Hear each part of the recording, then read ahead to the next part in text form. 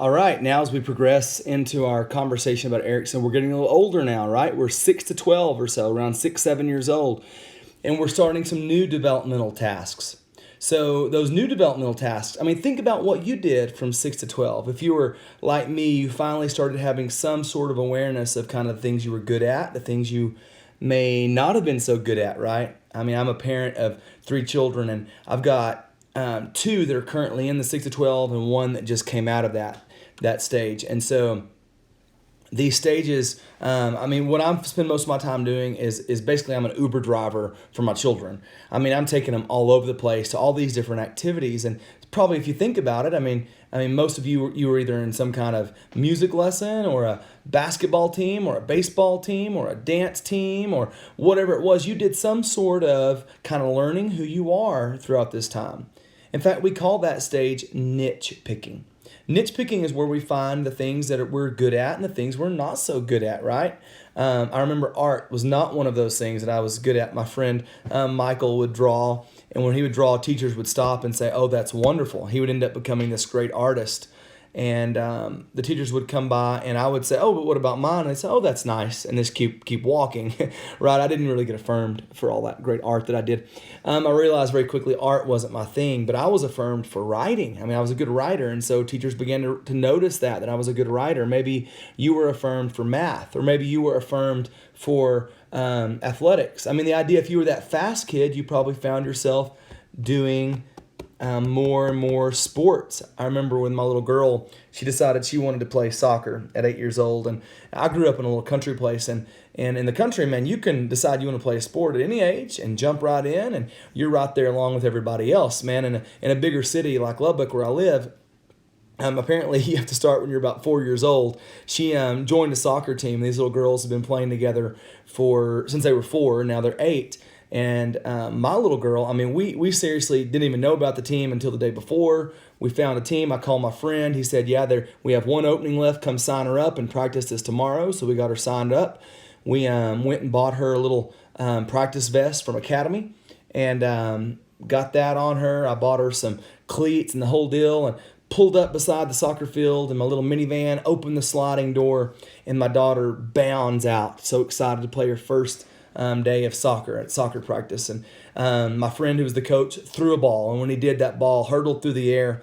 My daughter wasn't paying attention. In fact, she was waving at a little friend on the team, and as soon as she came to an awareness that something was moving toward her, she looked at it, and when she did, it hit her right in her nose and had a nosebleed right onto that jersey we just bought from Academy. I mean, the tags were still on it, folks. I mean, this is our first step on the soccer field, and we've got a nosebleed, right?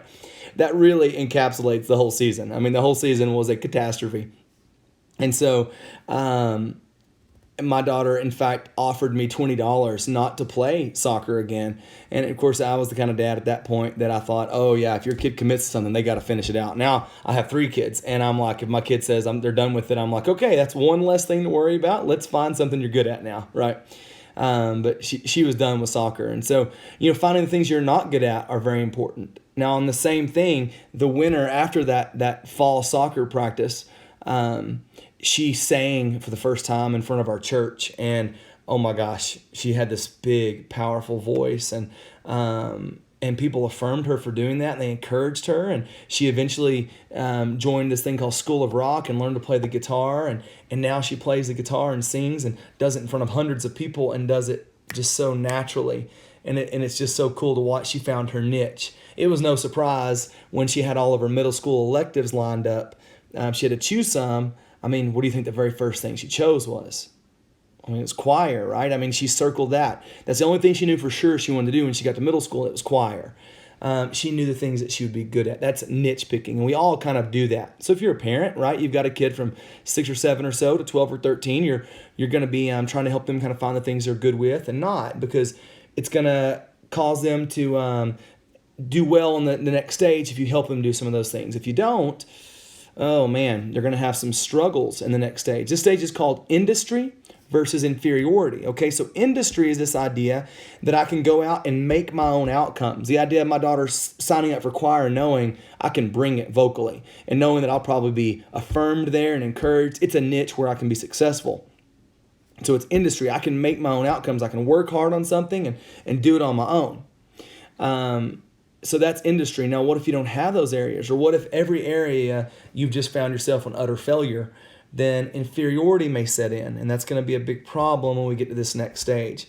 Now, the other thing that I think was kind of interesting that some people that study Eriksons theory study is they believe that, just like Freud said there was a latent phase where we were no longer sexualized, they say that latent phase, that time from 6 to 12 or so, is a time when we really do a lot of gender typing, and we figure out, if you're a little boy, what does daddy do? And I'll go do those things. If it's a little girl, what does mommy do? I'll go do those things, right? So we kind of pattern after those people in the home now.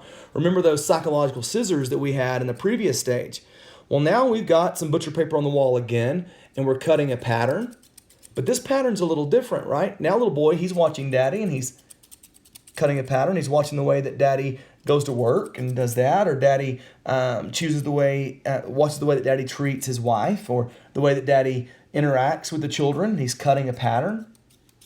And what's that pattern for? Well, a lot of people with this theory say that's the pattern for who they're going to be, as for a little boy, a man in our culture, and a little girl, a woman in our culture. And so those are very simplified ideas, but and what a wonderful thing if he's got a great role model. Maybe it's not dad, maybe it's grandfather, or maybe an older sibling.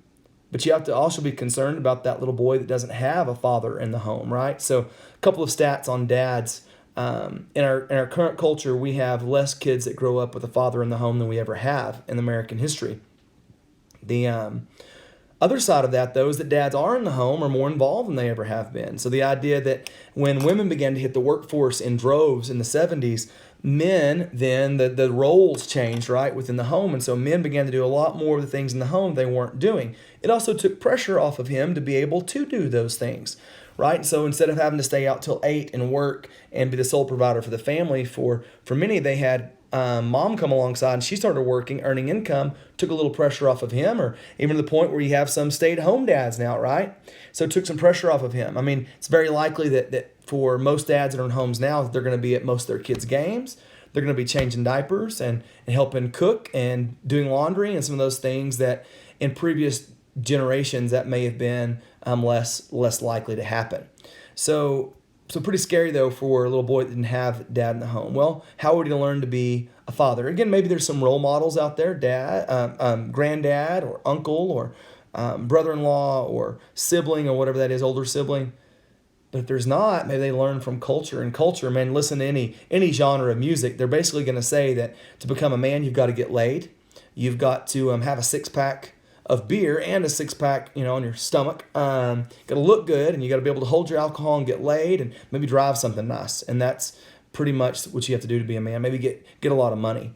And you know what? I was really fortunate. I had men in my life that taught me things like you have to go to work. I mean, so on days you don't feel like going to work, you put your pants on and you go to work, and that you listen to your children, you're kind to your children, and you're kind to your wife, and you put them before you. And so that's a really wonderful picture of masculinity that pattern could show you. But understand, all the other patterns that are out there could be really dangerous. For a little girl, she's going to look at mom, and this is the way that she sees mom working outside the home. More than likely, that'll become kind of her natural inclination that she wants to work outside the home. If she sees mom exclusively working in the home, she sees that more of her role than when she becomes a mother. Not that she can't break out of that role, just that that'll be more what she gravitates toward, right? So that 6 to 12 is a pretty interesting time where niche picking is a big part of that, figuring out that industry versus inferiority. And so we will tune in for the next video to hear about the next stage, which gets pretty exciting.